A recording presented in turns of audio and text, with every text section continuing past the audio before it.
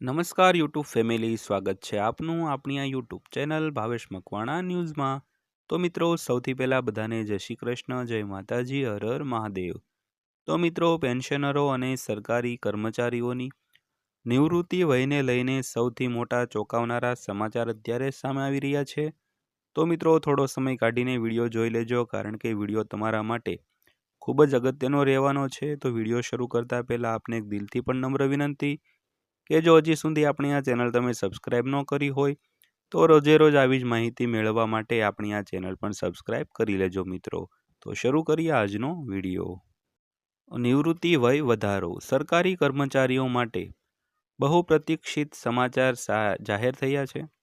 આ દિવસોમાં ઉપલબ્ધ તમામ અફવાઓ મુજબ જે તમામ સરકારી કર્મચારીઓની નિવૃત્તિ વય વધારવા વિશે છે. એવું પણ સાંભળવામાં આવી રહ્યું છે કે છેલ્લી કેબિનેટ બેઠકમાં સરકારી કર્મચારીઓની નિવૃત્તિ વય વધારવાનો કેબિનેટ પ્રસ્તાવ આવ્યો હતો, જેના આધારે કેન્દ્ર સરકારે નિર્ણય લીધો હતો. તાજેતરમાં આ વાયરલ સમાચારને લઈને સરકાર દ્વારા એક નિવેદન આપવામાં આવ્યું છે. તો ચાલો તેના વિશે વિગતવાર વાત કરીએ મિત્રો.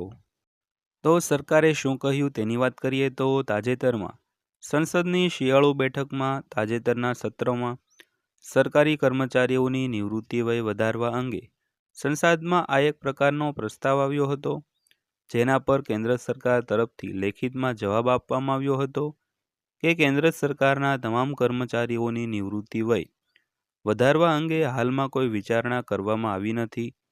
જે ચોક્કસપણે સરકારે તે દરખાસ્તને નકારી કાઢી હોવાનું માનવામાં આવે છે. આજ સરકારે વધુ કંઈ કહ્યું કે જેનો ઉલ્લેખ નીચેના ટેક્સ્ટમાં કરી શકાય છે.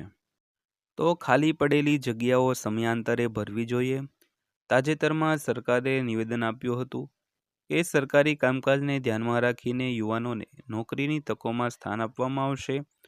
તમારી માહિતી માટે કેટલાક મીડિયા અહેવાલો જણાવે છે કે કેવી રીતે કેન્દ્ર સરકાર યુવા રોજગાર માટે નવી નીતિઓ તૈયાર કરી રહી છે અને મંત્રાલયને તમામ ખાલી જગ્યાઓ યુવાનોના રોજગાર સાથે ભરવાનું કહી રહી છે. ત્યારબાદ વાત કરીએ તો અનેક શહેરોમાં રોજગાર મેળાનું આયોજન કરવામાં આવશે. તો રોજગાર મેળાઓ દ્વારા યુવાનો માટે રોજગારીનું સર્જન થાય છે. એક તો તેનાથી વાકેફ હશે તો તાજેતરમાં સરકારે મંત્રાલયને દેશભરમાં દરેક મોટા અને નાના શહેરોમાં રોજગાર મેળા યોજવાનો આદેશ આપ્યો છે. તેમજ વધુમાં વધુ યુવાનોને રોજગારી આપવા માટે ઉપર મુજબ વર્તમાન સમયે તમામ અપડાઉનની નાની મોટી ખાલી જગ્યાઓ માટે સક્ષમ યુવાનોની નિમણૂક કરવી જોઈએ મિત્રો. તો નવા વર્ષ માટે કેન્દ્રીય કર્મચારીઓ માટે મોંઘવારી ભથ્થામાં નોંધપાત્ર વધારાના સંદર્ભમાં સારી બાબતો નક્કી કરવામાં આવી હતી. એઆઈસીપીઆઈ ઇન્ડેક્સ ડેટાના આધારે એવું કહેવામાં આવે છે કે ડીએમાં ઓછામાં ઓછા 3% વધારો થવાની સંભાવના છે. વિસ્તરણ સાથે જાન્યુઆરી 2025 દરમિયાન તે 56%ને સ્પર્શે તેવી અપેક્ષા હતી. વર્તમાન વલણો અગાઉના ડેટા સાથે છે કે નવેમ્બર અને ડિસેમ્બર માટે પણ મોંઘવારી ભથ્થામાં 3%નો વધારો થશે. તો કર્મચારીઓની આર્થિક સ્થિતિ સુધારવા તેમની ખરીદ શક્તિમાં સુધારો કરવા માટે આ એક મહત્વપૂર્ણ પગલું હશે. તો નવો ડીએ 1 જાન્યુઆરીથી લાગુ થશે. તો કેન્દ્ર સરકાર દર અડધા વર્ષે ડીએમાં સુધારો કરે છે. જુલાઈ 2024માં ડીએમાં 3%ના વધારા બાદ હવે જાન્યુઆરી 2025માં 3%નો વધારો અપેક્ષિત છે. તો 1 કરોડથી વધુ કર્મચારીઓ અને પેન્શનરોને તેનો લાભ મળશે. તો જાન્યુઆરી 2025થી કેન્દ્રીય કર્મચારીઓ માટે નવું મોંઘવારી ભથ્થું લાગુ થશે.